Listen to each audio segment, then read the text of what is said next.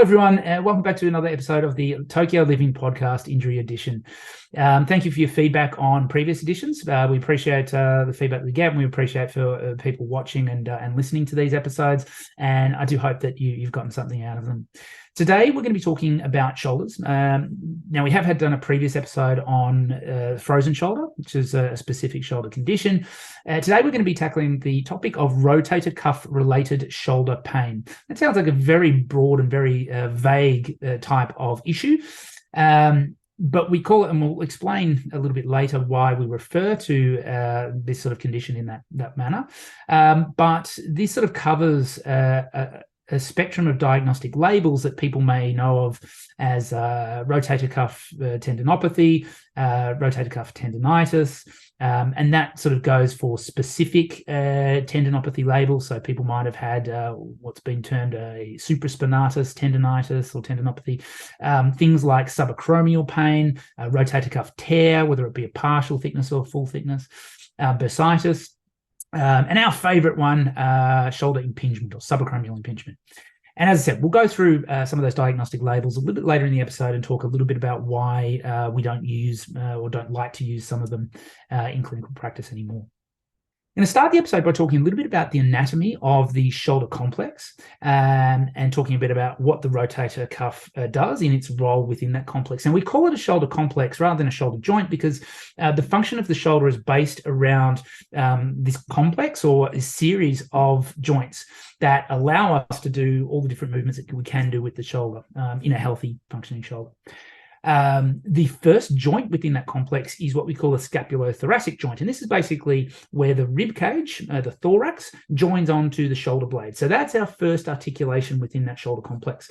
And the shoulder blade is able to move sort of forwards and backwards around the rib cage, up and down. And so it has a lot of movement. And that allows us to use the shoulder blade as a base for us to then move the arm upon the shoulder blade.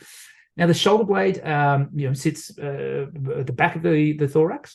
At the front, we have the collarbone, the clavicle, which attaches onto more at the front of the rib cage and then comes up and attaches onto a part called the acromion, which is sort of like the peak of the shoulder blade, and that forms what we call the acromioclavicular joint or the AC joint. And people may have been diagnosed with AC joint pain in the past, and that's a very specific clinical entity which sometimes coexists with rotator cuff-related shoulder pain, but generally presents a little bit differently. It's more associated with falls and direct contact to that specific area.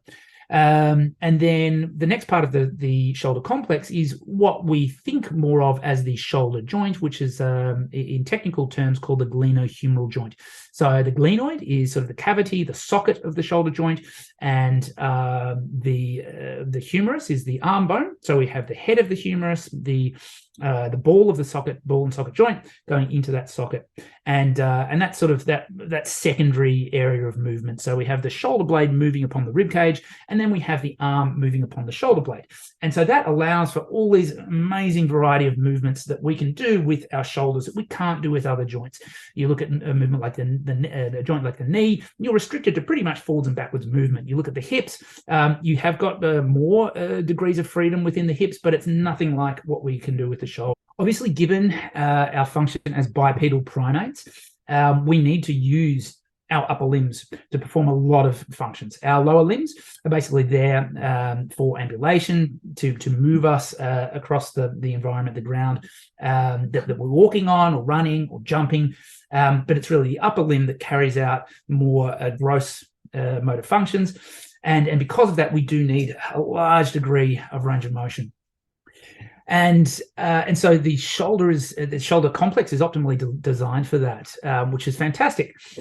The problem is, though, associated with that increased range of motion that we need for function comes with it a decrease in the stability of that joint.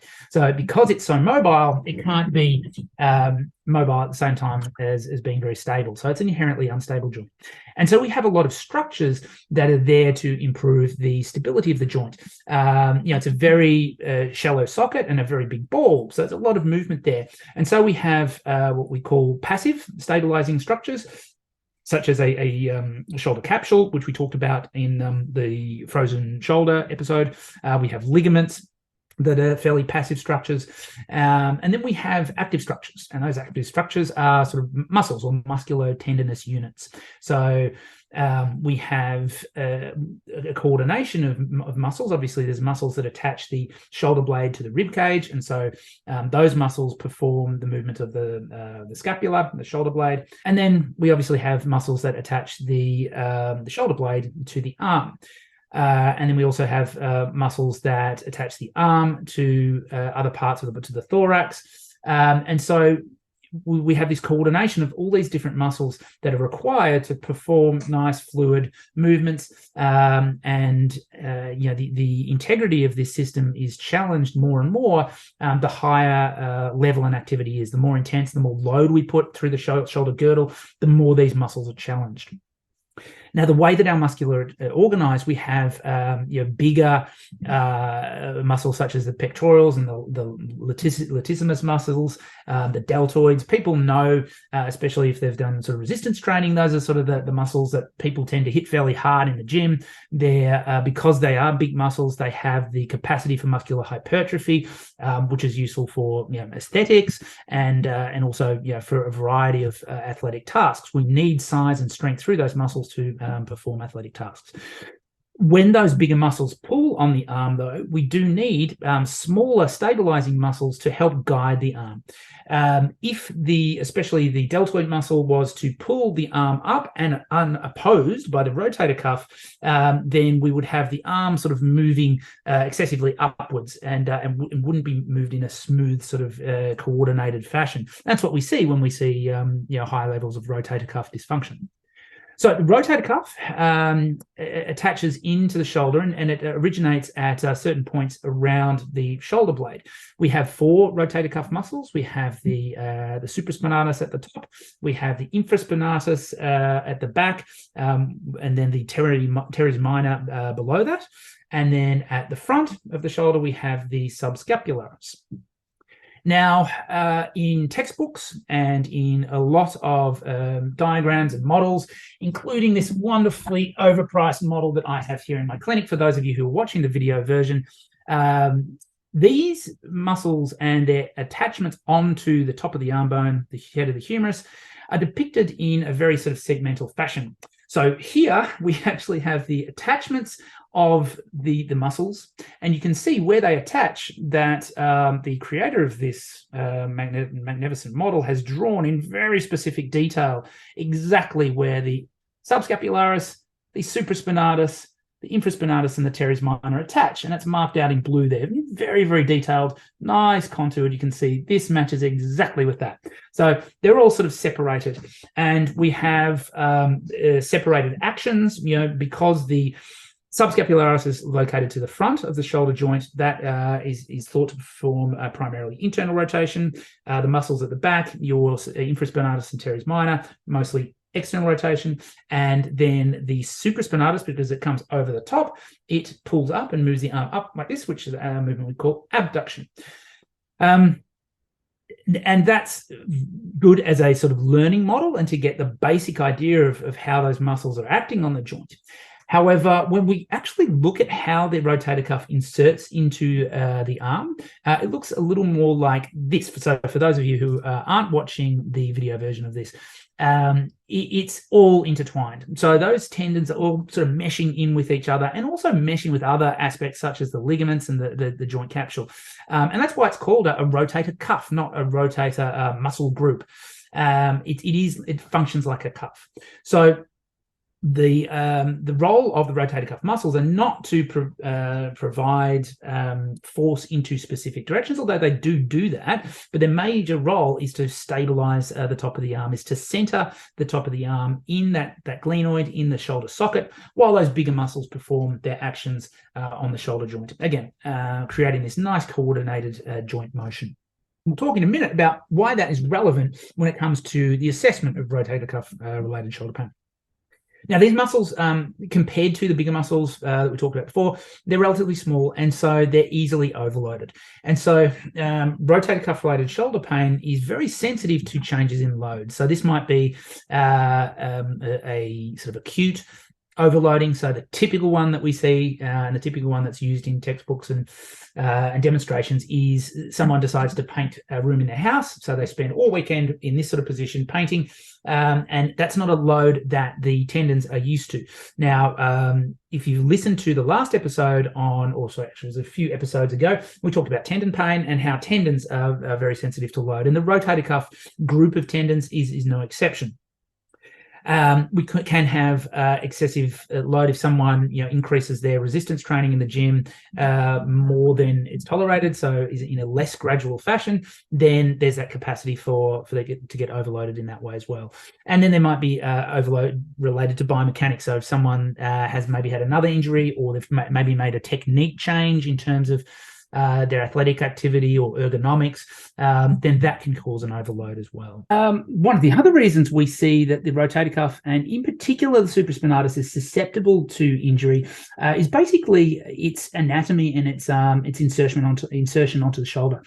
So when we look at the anatomy of any sort of musculotendinous unit, it doesn't just go straight from muscle to tendon to bone. There's fibrocartilage in between that transition, and different types of cartilage. So as the tendon gets closer to the bone, it changes to more of a stiffer type of cartilage. And then it doesn't just hit the bone and stop there. We have the tendon that's sort of embedded, and it's almost like the roots of a tree. We see the tree sort of starting from what we can see at the ground, but we know that the roots are buried deep into the ground, and our muscles are no different. So we have those sort of roots of the tendon build into the bone, and that's why when we have surgery, we need to allow enough healing time for the roots of the tendon to sort of spread into the bone and create a strong fixation. Now, when we look at something like a muscle like supraspinatus, where that transition from cartilage to, from tendon to cartilage to bone occurs, it's over a bit of a curve, whereas a muscle like the deltoid is much more of a straight line insertion. So when it contracts, it's pulling sort of straight up, and so that's why we don't really see things like deltoid tears. But the supraspinatus has to turn a very sharp corner when it inserts on the bone, and so because of its action, because of the fact that it's being wound around that corner constantly as it's producing torque and producing force through the arm, that makes it particularly sensitive to overload. Now, we used to refer to this condition as shoulder impingement. And this goes back to an orthopedic surgeon who used to practice, I believe, in Boston in the early 70s, called Charles Neer. And poor Charles Neer these days is one of the most hated men in modern orthopedics. And some may say fairly, but I think that he's been a little bit hard done by. Dr. Neer's work at that time looked at the shoulder, and he sort of hypothesized that a lot of shoulder pain, a lot of overuse-related shoulder pain, was related to the shape of the acromion. So as we talked about a few minutes ago, the acromion is sort of that peak of the shoulder blade that sort of dips over and causes what he described as impingement on the rotator cuff tendon. So when we lift our arm in symptomatic individuals, that acromion, that bone, is pushing against the tendon, in particular the supraspinatus, because that's the one that sort of goes directly underneath it. And he felt that was the cause of a lot of people's pain. And he invented a technique called the subacromial decompression or subacromial arthroplasty to try to correct this. And so basically he would sort of shave down that area of the shoulder blade to try and create a little bit more space for the rotator cuff tendons to move and to contract, so that he wouldn't get that same level of impingement. And this is one of those things in science where you've had a paper that has sort of been, the findings of this paper have been extrapolated and have influenced clinical decision-making and clinical protocol for a long time afterwards. Dr. Neer's paper in 1972 was not a peer-reviewed paper. It was not a randomized controlled trial. It was essentially an opinion piece. And Charles Neer's critics these days, you would say that in 2022, that would be the equivalent of a blog post, or actually the blog post, not so much 2022. It's essentially the equivalent of Sam here getting on Instagram or YouTube and just having a yarn about shoulder pain. It wasn't really a scientific, a piece of science per se. But it has influenced the way that shoulder pain has been treated, and has led to a lot of surgeries, which now we think are probably unnecessary. Between the year 2000 and 2010, there was a 750% increase in these subacromial decompression surgeries. Unfortunately, what we found through later research is that there's not actually a correlation between the space underneath the acromion and shoulder pain. And we've also found that when we look at the 5-year follow-ups after these surgeries, that it's actually not an effective intervention for this type of condition. So essentially what we're dealing with is an overload of the tendons of the rotator cuff. And this can happen on a continuum from an acute overload. So the guy that paints his house gets an increase in sensitivity around that tendon, has pain for a certain period of time, and if it's managed appropriately, we can usually get that pain to settle down. The longer someone has overload in the area, the more likely the problem is to become one of a persistent tendon issue. And then we see tendon tears. And then further along that continuum, we see a rotator cuff tear. But we still think of this as being along a continuum. We don't think about them as being completely different conditions. And one of the reasons is because the management, which we'll go on to talk about in a bit, is fairly similar, depending on whether you've had a flare-up or what we call a tendinopathy, an overuse issue with the tendon, or if you've been diagnosed as a rotator cuff tear. And a lot of this also revolves around the fact that the imaging findings aren't really consistent with pathology. Now, we see this a lot, and I did talk about this last episode in relation to back pain, that we have a high rate of pathology in the rotator cuff found in asymptomatic individuals. And it's thought that even around 90% of asymptomatic males will have some degree of change in the rotator cuff when we look on a scan. Even in very, very high level functioning individuals. A study in 2019 found that in about 50% of Major League Baseball players, there were signs of partial thickness rotator cuff tears, even when they had no pain. So the tear itself isn't indicative of pain. And so when we look at the role of imaging, it's not usually that necessary, and especially when we're talking about overuse issues, so gradual onset pain. We can usually diagnose these issues with clinical examinations. And when we go down the route of imaging, getting MRI scans that show findings that may be present in asymptomatic individuals, it really does sort of cloud what's going on with the actual the presentation of that individual. And so the current thinking around labeling of these conditions is to use labels such as rotator cuff-related shoulder pain or subacromial shoulder pain to define this type of condition, but in a way that promotes the management strategy that we know is effective. So a term such as a rotator cuff tear, someone who's been diagnosed as a rotator cuff tear may find it difficult to understand why an intervention such as exercise, a physical therapy intervention might be effective, because common sense would dictate if that structure is torn, then doing exercise isn't necessarily going to sew it back together. And that's very true. We can't use exercise to sew a structure back together. But we can use exercise to create what we called, what we described in a previous episode on tendons as mechanotransduction. We can use that mechanotransduction, that mechanotherapy, that contraction of the tissue to build integrity in the tissue that still remains intact, and help desensitize that tissue. And also, because we know that rotator cuff functions as a unit, if there are intact parts of the rotator cuff, we can get those working to compensate for parts that maybe don't have the same structural integrity and restore function in that way.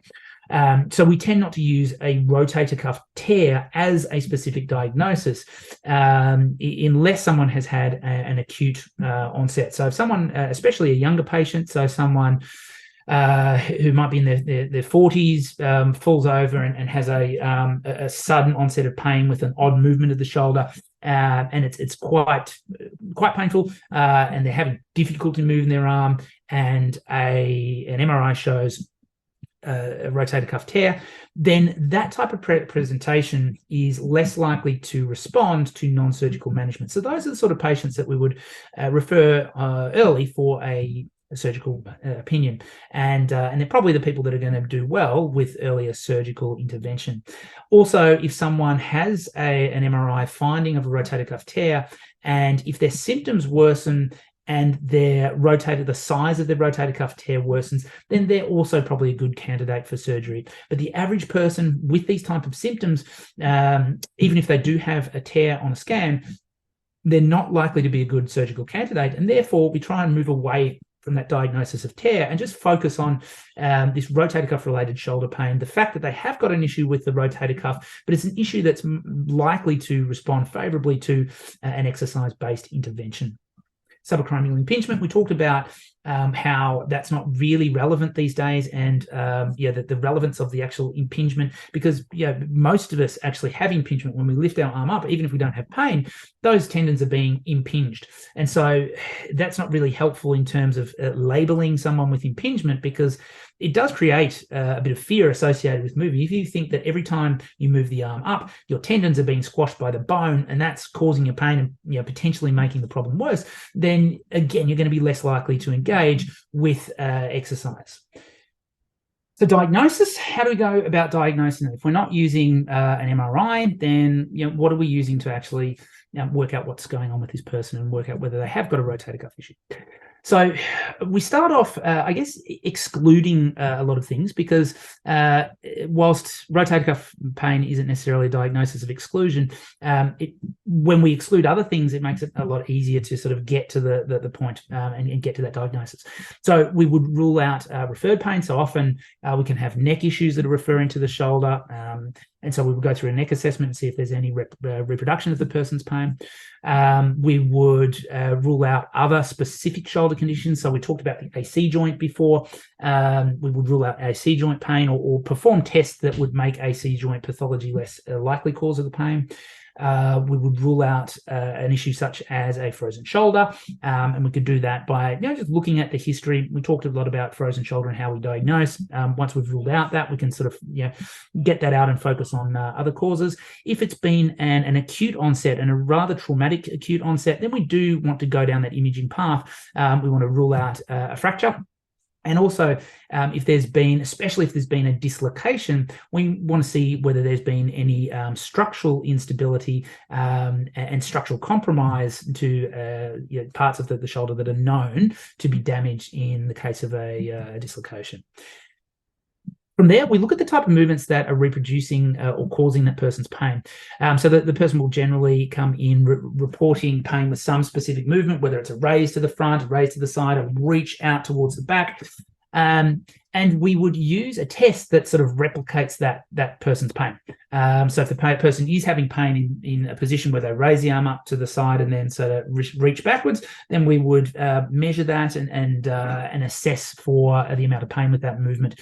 Typically with rotator cuff related pain, people will have a painful arc. So as they lift out to the side, it'll be painful sort of in the middle of the movement, then less painful as they go a little bit higher, where the rotator cuff is not having to work quite as hard. And then maybe a little bit more pain at the top, where again, the rotator cuff is becoming a little bit sort of squashed and pushed in that position.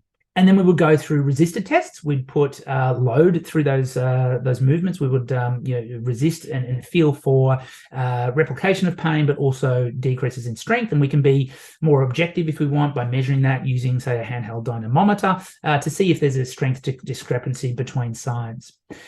Now, we also have a number of what we call special tests, a very, very large number.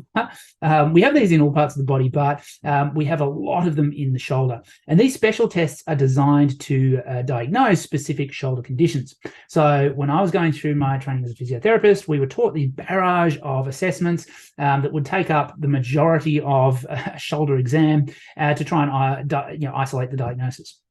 What we found in recent years, though, is that the specificity of these diagnoses, also the specificity of these assessments, these special tests, is fairly low, and so some authors have commented that these special tests aren't very special at all. So, for example, someone might have what we call a Job's test, or an empty can test, where the arm is out to the side with the thumb turned down, and when the upwards movement of the arm was resisted in that position, that would be the supraspinatus. That would that would lead us very strongly towards that specific tendon being the main driver of pain. But as I said, given the research we've got at the moment, the ability of these tests to diagnose specific conditions is fairly low. So we will use some specific tests, some special tests, especially ones around the AC joint, especially ones for shoulder instability, where the results of those tests will specifically guide our management strategy. However, when we're looking at special tests to look at specific rotator cuff tendons, as we talked about before, the rotator cuff works as a cuff, as a unit. So our ability to assess those tendons individually is very low, and it really doesn't influence our management. We will use some tests to, isolate a direction in which the rotator cuff's function is most limited and the pain is highest, and modify our treatment based on that. But in general, we don't use special tests to prescribe specific diagnostic labels and specific tendons that are involved in the problem. By the same token, we also have tests that are designed to diagnose impingement. And surprise, surprise, one of those tests is called the Neer's test, based after the now infamous Charles Neer. Now, the way that test is performed by 99.9% of medical practitioners is not actually how Dr. Neer described the test in his original research. It basically involves holding the scapula down and then lifting the arm up. And if the person has pain, then that would be positive for shoulder impingement.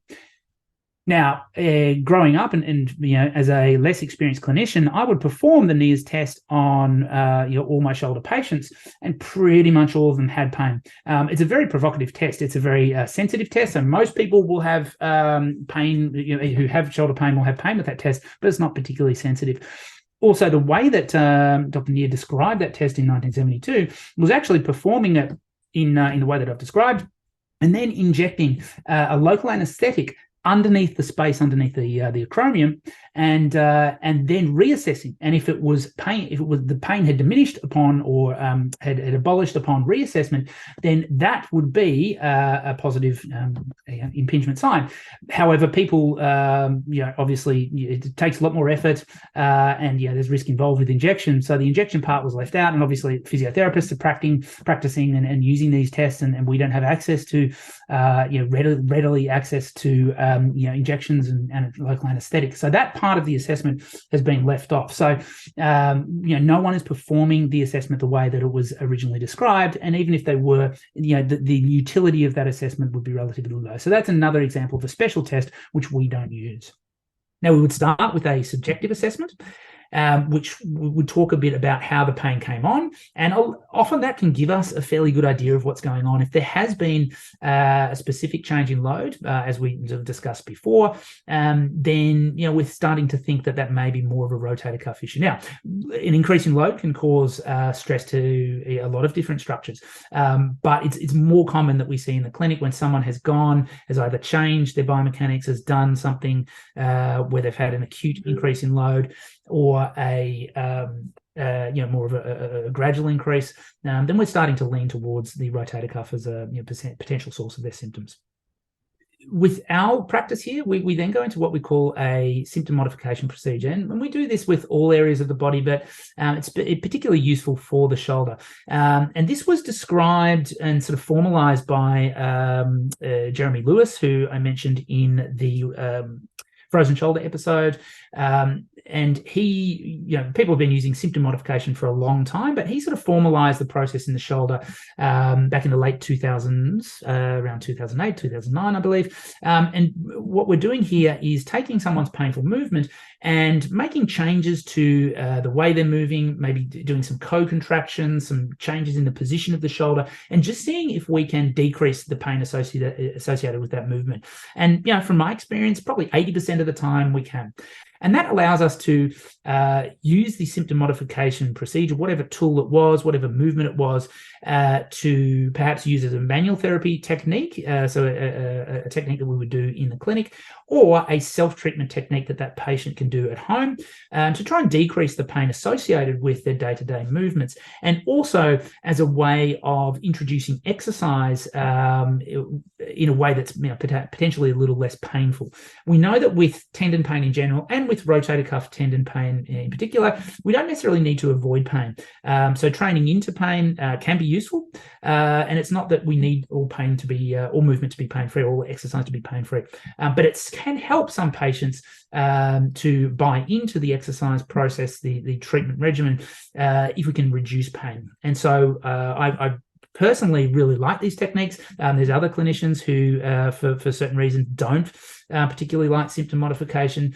They feel that it creates too much pressure on both the clinician and doesn't necessarily lead to a longer-term outcome. In my experience, though, if we can provide a patient with a tool to change their pain, even if it is temporarily, it does generally increase adherence to an exercise program. So we use those symptom modification procedures, and then we basically scale up our loading of the shoulder from there.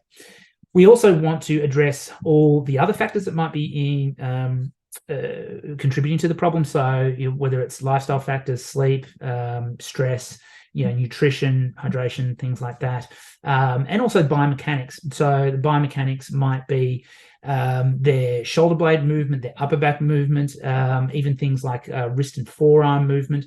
Now there is, as well, in a similar way to the symptom modification procedure, there is some controversy surrounding biomechanics as it relates to shoulder pain. The scapula, the shoulder blade, a little while ago was thought of as the basis of all sort of shoulder pain, and we always had to address the scapula. Recent research has suggested that scapular movement or scapular position isn't necessarily related to shoulder pain. And so in our practice, we tend to use it within that symptom modification procedure. So if we have someone perform their painful movement and it's associated with different scapular movements from side to side, I will usually try to make the scapular movement on one side more similar to the other side and see what happens. If it doesn't change the movement, then, or if it doesn't change the pain, then I'll probably say that it's not really related. If it makes the pain worse, then it's likely that the shoulder blade is moving as a response to the shoulder pain. Whereas if we can improve the shoulder pain by moving the shoulder blade in a certain position, then that just gives us another little tool that we can use to modify symptoms and allow us to sort of progress the exercise program along. And in terms of specific scapular strengthening exercises, which are sometimes prescribed, it's very difficult to actually differentiate scapular exercises from rotator cuff exercises, which is a good thing because generally we can usually just train exercises, use exercises that train both those capacities, the shoulder and the scapula at the same time. In terms of upper back posture, we know that resting posture and even sort of tightness through the chest muscles and pectorals, which are sometimes blamed for shoulder pain, those actually don't have a great correlation with shoulder pain based on the research that we have at the moment. And it's actually difficult to change resting posture, especially once we start to progress in age and the structures responsible for our posture become a little bit more fixed and a little bit more rigid and hard to change. But we can incorporate changes in posture within our exercises to allow, again, those exercises to be performed at a higher intensity, which is what we want. We want high intensity load through that rotator cuff, but at a pain level that's more tolerable for that patient. Perhaps the most important treatment intervention is actually the education around what is going on. And for the reasons that we talked about before, people being hesitant to engage with exercise because of a lack of understanding about what the rotator cuff tear actually means, or a hesitancy or a fear to move the shoulder because of this thought of the impingement actually causing the pain and making things worse. So education is really important to sort of get past that first barrier and increase the likelihood of a patient engaging with exercise. Again, in regards to education, part of that may also be what sort of movements to avoid in the short term. So, if the shoulder is sensitive to positions of compression, there may need to be attention paid to sitting position, to ergonomics, to sleeping position. We may need to have that person sleeping with a pillow under the elbow or sleeping on the opposite side. Little things like that we can monitor or modify the sensitivity of the shoulder throughout the course of the day to try and get those. And usually what we find happens is that as people load the rotator cuff and their function improves, the pain concurrently decreases. And so from there, we basically scale up the exercise program to increase the intensity, increase the load, and basically move towards that patient's desired level of function and progress the exercises that we use and the intervention that we use accordingly. We've talked about, in terms of the assessment, our inability to isolate specific rotator cuff tendons. And the way that we go about treatment is similar. So we don't really focus on training the supraspinatus, training the infraspinatus. We train the rotator cuff as a system. And like I said, in relation to assessment, there may be directions of movement, of shoulder movement, that may be more painful or more limited. And so we may focus our treatment depending on the irritability and the severity of the pain. We may just move away from those directions to start off with, just to get some general load through the cuff, and then as the pain settles, as they progress, we can then transfer our load more in the direction of the painful direction. But in terms of using exercises to treat individual rotator cuff muscles, that's not really something we focus on. In terms of other treatments, a commonly utilized treatment is a corticosteroid injection. Now, I talked about steroid injections in the frozen shoulder episode and how I am actually a fan of for steroid intervention for this population. However, for rotator cuff pain, there's no evidence that corticosteroid injection is actually more effective than an exercise-based treatment approach. And it actually, in the long term, it can make things a little bit worse, and it can increase the likelihood of a larger tear emerging. Manual therapy, there is some evidence that manual therapy in combination with exercise can lead to more optimal outcomes. And so it's definitely something that we employ in the clinic, whether it be sort of massage or mobilizations. It's always based on a person's response. So we will try a certain manual therapy intervention, reassess both the acute findings within that session, and then also reassess how they respond to that treatment over the course of a number of visits. And if it is effective, we will use it, but it tends to be more at the start of our treatment plan. And we generally scale down the manual therapy and focus on self-management options as that treatment plan progresses. And then finally, the elephant in the room that everyone wants addressed is surgery. Now, there is evidence that surgery might be more effective than exercise interventions for patients with larger rotator cuff tears, although this is not always the case. And we do have success with people, even with quite big rotator cuff tears, maybe elderly populations where surgery is not necessarily appropriate. We can see significant functional improvements, especially in rather large and full thickness rotator cuff tears. Some of this depends on the actual site of the tear, because we have a structure called the rotator cable, which sort of hangs down and allows an attachment point for the rotator cuff tendons. And if the full thickness tear occurs within the space of this cable, then we still have some attachment there. Even though we term this as a full thickness tear, there is still some pull that's elicited on the humeral head. And so there is still the scope for the rotator cuff unit to be somewhat functional. And then it also depends on the strength and the integrity of the other structures and the muscles around it. But it's definitely an option. However, for large rotator cuff tears, some people may opt for surgery. As I said before, if we see on an MRI that a rotator cuff tear is increasing in size, then that is a time where we will tend to refer people to surgery. And then also if it's a younger person with a traumatic onset of rotator cuff tear, then that person will also most likely respond better to a surgical management. However, for the rest of the population, for the vast majority of people with this type of pain, surgery doesn't provide any increase in outcomes. And this is a really important point. It's often suggested as sort of the first line treatment. However, the evidence just doesn't back that up. And I may be biased in the evidence that I'm reading as a physiotherapist, but I do feel that I've had a look at what we have available, and it does seem to suggest that the exercise, that physiotherapy management is as effective as surgery for a lot of rotator cuff issues. And it's also, on average, when we look at the sort of cost of the intervention, it's less than half of the cost of a surgical intervention. And just remember that with surgery, you still have to go through that rehab process regardless.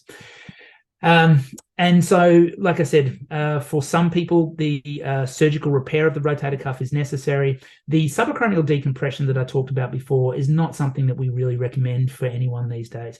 If people are undergoing a rotator cuff repair, then they may opt to perform some work to the acromion at the same time, but it shouldn't really be suggested as a first line and only treatment. And so if you are experiencing this type of problem and you have a surgeon that's suggesting a subacromial decompression as the sort of answer to your problem, then it might be worth seeking the opinion of another surgeon before you go ahead with that surgical procedure. So I think, again, I've failed in making that concise, but again, I hope I've provided some somewhat useful information to those out there. If you are experiencing shoulder pain and you are in the Tokyo area, please come and see us, and we'll do our best to try and help you out. And if we can't, we'll refer you on to the most appropriate place. And if you do have any questions related to this topic, please send them in. And as always, if you do have other topics that you would like us to speak on, please let me know. Thanks very much for watching, and I'll see you on the next episode.